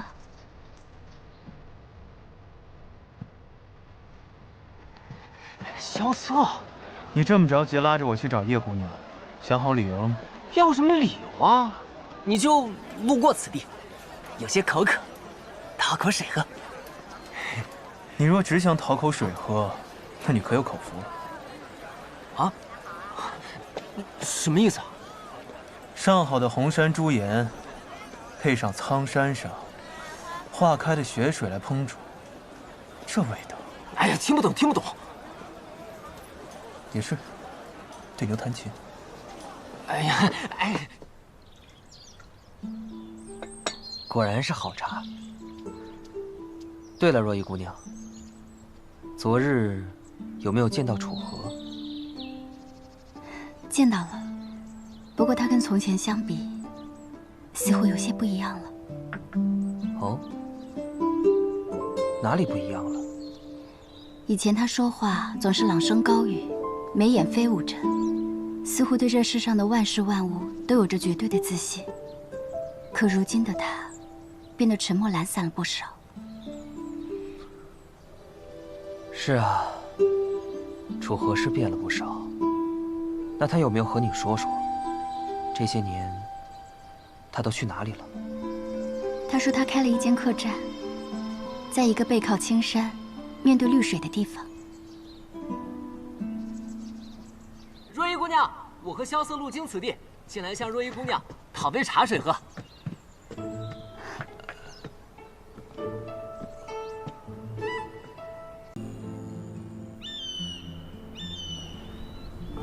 这望城山还真是个好地方，连动物都通灵性，知道我要下山了。师伯，我想下山去看一看，在山上待得有些无聊了。玉真，你师父以及望城山对你的一番苦心，你真的要辜负吗？看来是的。青霄剑我已经留下了，掌教之位还请师伯带人。等飞轩长大了之后，再传授于他吧。桃花，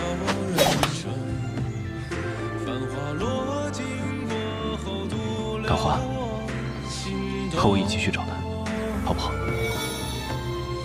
为了逝去的掌教师弟，我也不许你下山。师伯，你拦不住我。我本无心求道，怎爱天道强流？只求桃花林一片饮酒终老。因师伯还有师傅，对不住了。师傅，师叔祖，你不要走。怎么，殷师叔都拦不住我？你们在这干什么？找打。飞轩，你的大龙象力也颇有所成。若想见其奥妙，须见众生。3个月之后，你再下山游历。3年之内不要回望城山。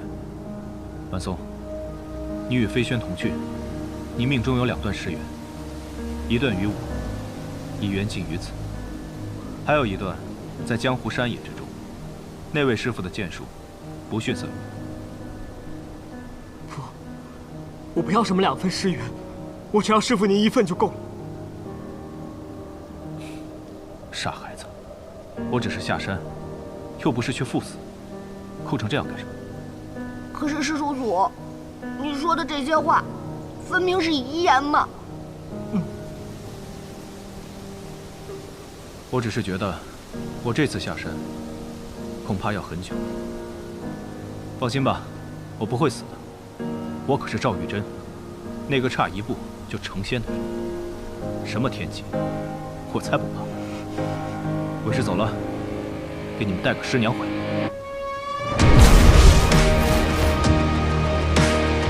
师傅，我等着与您再见的那一天。他是玄剑仙，天降劫数如何？弹指可破。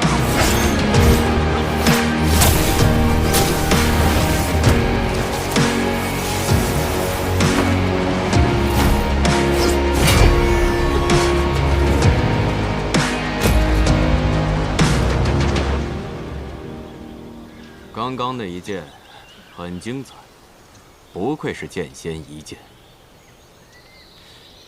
只是可惜了，你难道没有发觉，你的剑仙境界被压制，专为你布下境界压制大阵？苏长河，并且我们还在整片竹林撒满了无色无味的唐门毒物，一旦吸入，则会慢慢腐蚀内力。你还是跟当年一样，行事卑鄙，总是不择手段。是啊，不然，凭我这点本事，怎么能把雪月剑仙永留此地呢？你以为我已经内力枯竭了？可我还有一剑之力。我这一剑之后，我会死，可你也活不了。不自量力！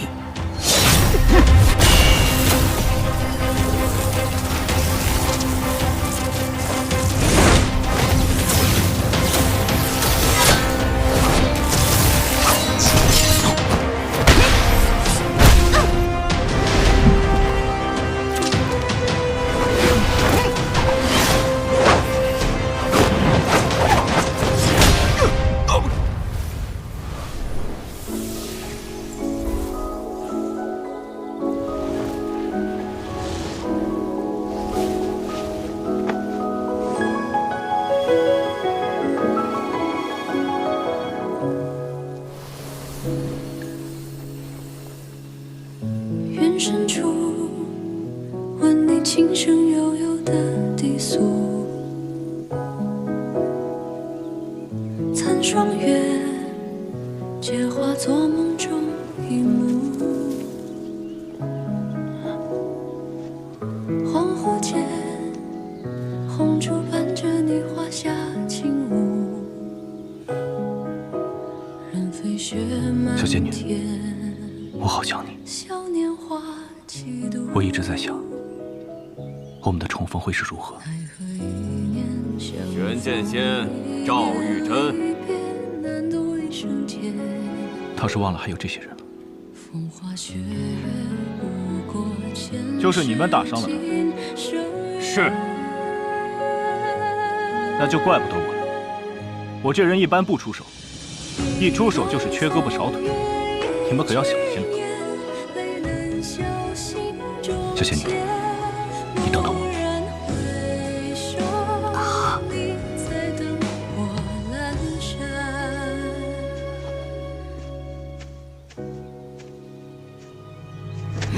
天魔者，在我面前装神弄鬼！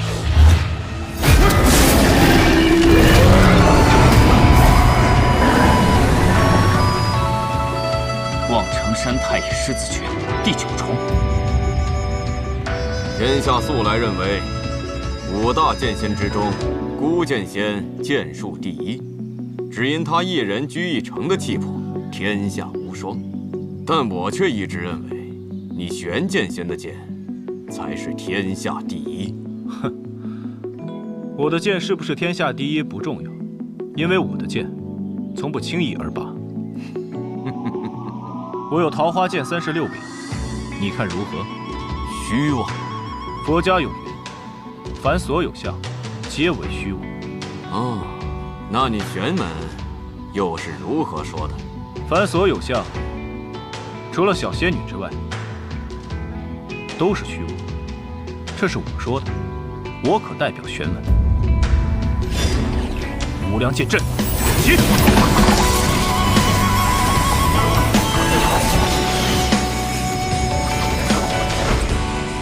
难道这次真的来晚了？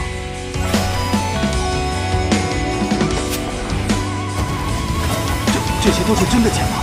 一个人怎么会变出这么多武器？这应该是剑气所凝成的剑，但杀伤力进去，跟之剑一样。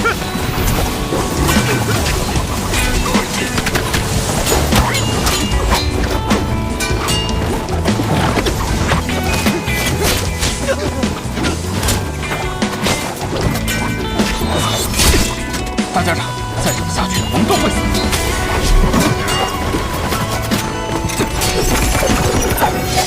还请大家长为我们找出一丝破绽。你们有办法，定不会让大家长失望。好，那就让我给这个玄剑仙送上一条死路。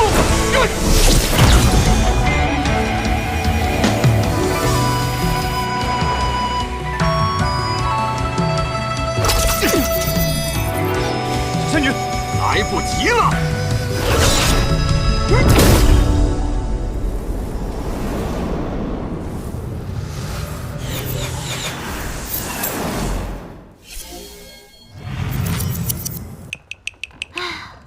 你们现在可都不能回航了，否则萧瑟就要被那个太监给抓走了。千洛，不是让你回雪月城通知3师尊了吗？你怎么又偷偷跟过来了？信鸽就能完成的事儿，干嘛非要我亲自跑一趟？而且你们还说好了在这儿等着我的，还好我没有像那个警卫一样上了你的当。萧瑟，你个大骗子！刘姐，哎，把你师姐抓住，让穆家再送一条船来把她给我送回去。好，做梦。还是算了吧。怂包。你们认识啊？这话应该我问你，你们认识？其实不太认识，只是路上偶遇，千洛姑娘说也想出海一趟，就一同随行了。哦，你肯定是看千洛师姐长得漂亮，才带她一起的吧？怎么会？在下只是敬佩姑娘年纪轻轻，却有一览沧海之心愿，甚是钦佩呀。那如果千洛师姐天生生的不美，你还会千里迢迢的带她同行？那应该不会了，毕竟路途遥远，多带一个人，就多一分累赘。那你可知，千洛师姐此行并不是为了看海而来，而是为了一个人。什么人啊？他。好了，别闹了，让人看笑话。看来是我想多了。哎，对了，穆兄，你之前里面穿的是什么呀？那警卫公公一剑劈下来，你就跟没事人一样。嗨，那是我穆家的金缕衣。金缕衣？金缕衣，穆家珍宝，刀枪不入，毫无破绽。不管是10岁孩童还是军武壮汉，穿在身上都出奇的合身。这么厉害，我都没有听说过。那是因为它的价格实在太过昂贵，没人负担得起，以至于它的铸造者吴六甲和机关门全都破产了。剑是李肃王铸的洞千山，甲是吴六甲造的金缕衣。青州穆家真有钱。嗨，钱财嘛，都是身外之物。这话就只有有钱人来说。好了，我们现在该好好聊一聊了。你要聊什么？聊一聊你们究竟是谁？我们之前不都已经说过了？你们一个姓雷，一个姓唐，一个姓司空，甚至还有人姓萧。这些姓可都是北离鼎鼎大名的姓。虽然大哥说我读书读得有点傻，但我不是真傻。你知道多少？我知道，雪月城的3城主叫司空长风，惯使一杆枪，所以我猜你是司空长风的女儿。天下皆知，司空长风育有一女，只是从未出过雪月城。说得不错。所以你也不是什么唐漠河，你是雪月城的大师兄唐莲。看来你知道的不少。没想到一下子见到这么多有名的人物。我知道你是谁了。虽然你的名气没有他们2位大，知道的人不多，但是其实我对你更感兴趣，因为你的师傅是个绝世美人儿。这你都知道？嗨，那你快说说我是谁？你就是骆明轩。我才不是那个赌鬼呢！我叫雷无节，雷家堡的雷。我师父是李寒一，位列5大剑仙，雪月城2城主呢。你师父是李寒一？此话当真？放心吧，我们隐瞒了这么久的身份，若不是他真被你气着了，这傻子也不会跟你说实话。哦，那你是？别猜了，我虽然是雪月城弟子，但我不会武功，在江湖上更没有什么名号。我大概知道，你去雪月城是做什么的。这都猜到了。天下皆知，司空长风跟药王辛百草学过医术，乃是天下1等1的神医。你去找他是为了治病，但是看起来他并没有治好你，因为从见你的第一眼，我就知道，你是一个将死之人。你说什么？我自幼学习医术，不会看错的。他说的是真的？是真的。我以为此行若是没有结果，我们还可以回天启。原来此行不成，一切便都是结束了。抱歉，我别无选择。所以你们此次出海是要找一个地方，而那个地方有能治好你的人。我劝你把所有猜测都停在这儿。穆某不才，略通医术，或许你们在这儿就已经找到了能治好你的人。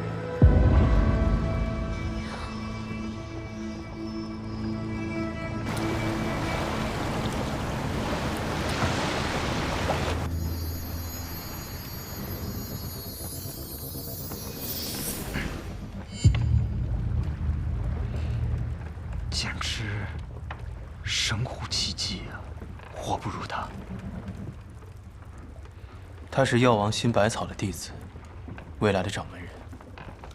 原来是药王谷的传人呐，难怪有如此医术。萧兄，在下有一个请求，这次回到北厉之后，可否引荐我拜那位前辈为师？我仰慕药王谷已久，只可惜药王新百草云游四海，飘忽不定。不过拜在他徒弟门下，春风亦知足了。没问题，只是穆公子，你还能治吗？我若是在医，那可就是画蛇添足了。白日里还夸下海口，汗颜呐。哎，不过萧兄，你为何不带那位神医一同出海？有他在，至少你可以一直把命给续上。海上之行凶险无比，他已经做得够多了，不能让他犯这次险。虽然我与萧兄只是初识，可总觉得相逢恨晚呐。若不是萧兄身体有恙，真想与你把酒言欢一番。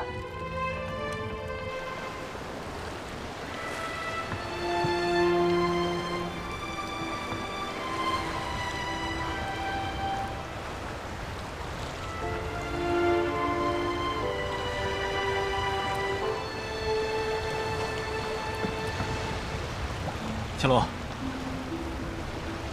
天已经很晚了，穆公子这边还不知道医到什么时候，你先回去休息吧。不要，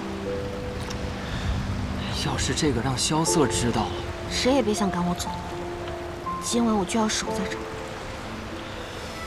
哎呀，师姐，刘姐，萧瑟他一定会活下去的吧？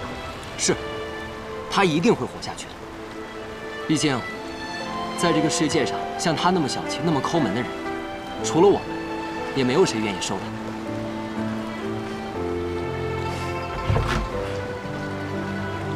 哎，萧瑟，你出来了！你个小憨货，你当初连碗面钱都付不起，明明是我收留的你。怎么样，穆公子治好你了吗？是在下自不量力了，早有神医出手，我这点医术不值一提。反正现在的我死不了。穆公子，在。说好的把酒当歌，提早安排了。好。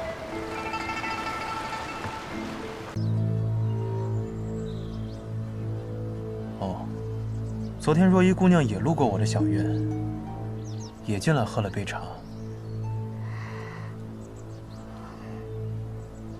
顺便问了一些我关于天启的事。那便好。若依姑娘一个人在雪月城，作为天启城的亲人，就应该多关照关照。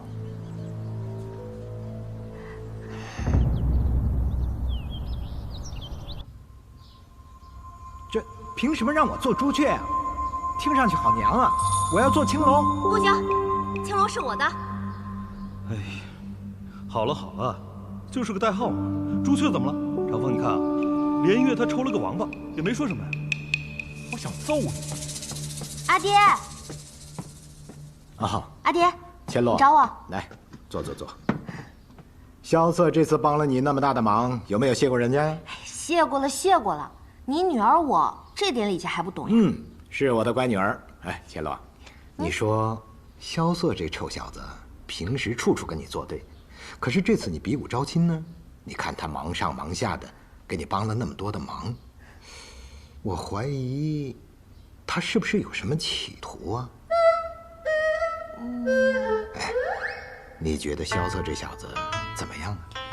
什么怎么样？哎，脸红了，脸红了，脸红了！阿爹，你想什么呢？哎呦，千洛，我是你阿爹，心里怎么想的，跟阿爹说好不好？啊？哎呀，哎，好精致的令牌啊！爹，你从哪儿来的？是不是要送给我的呀？送给你，当然可以了。不过你一旦拿起这块令牌，你可要承担很重很重的责任了。什么责任啊？说起来话长啊。若依姑娘，本王所托之事，还请多费心。啊，若依记下了。那本王就不打扰各位叙旧了，告辞。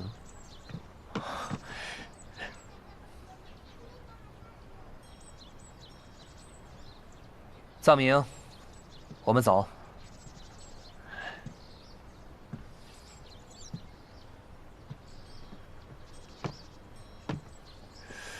萧瑟，那白王的部下好像不太喜欢你啊。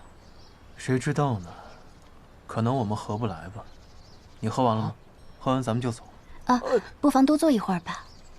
对嘛，若依姑娘都邀请了，咱们就多坐一会儿吧。对了，我昨日去药房取药，听到他们在讨论登阁的事情，不如你们给我讲讲。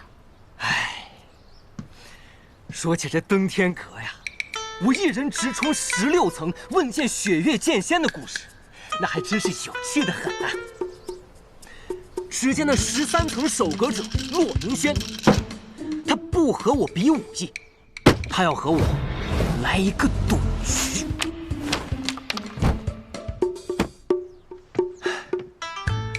还有我见到我师叔之时，我用尽了雷门所有绝学，还有我师傅给我的那一柄纱布剑。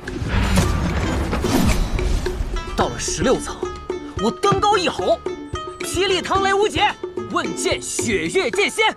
哎，等等，这登阁是你一个人的故事呀？萧瑟兄弟呢？他在干嘛？哎呀，他呀，他在跟千洛师姐捉迷藏呢，还去算了个命。对，算命？算什么命？哎，对啊，萧瑟，你算命算了个什么呀？我算了一件事。什么事儿？龟。龟？那结果如何？没有结果，因为算到一半，我后悔了。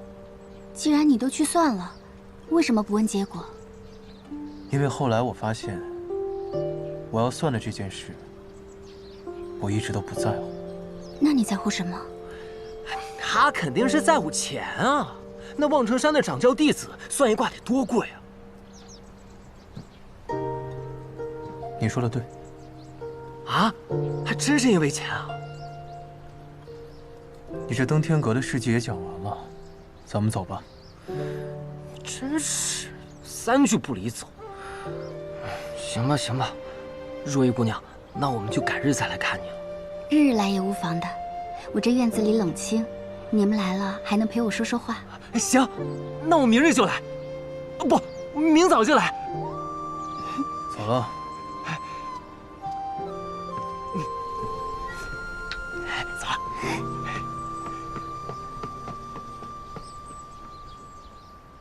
龟。当年北离朝中皇子争斗，整个天启城无比混乱。琅琊王召集了4名绝世高手，组成了天启4守护，誓要重安天下。阿爹我便是其中的朱雀使，最终我们成功了。我明白了，就是说当年阿爹你拿到这块令牌时，就承担起守护天启的重任，而如今天启安稳了，王朝也换代了，所有的守护使也要找新的传人，而这个新的传人将要守护的，就是6皇子萧楚河。千洛，你能够承担起这份责任吗？我的女儿就是聪明，三言两语就听得明明白白。那我现在就决定，这块牌，我拒绝。我记得从我出生的时候，阿爹就没去过天启城吧？没有。那自然，你也不知道萧楚河了。可那萧楚河是琅琊王所看重的，他……我不管他看中的人是谁，我司空千洛若要守护，只会守护我自己看中的人。你，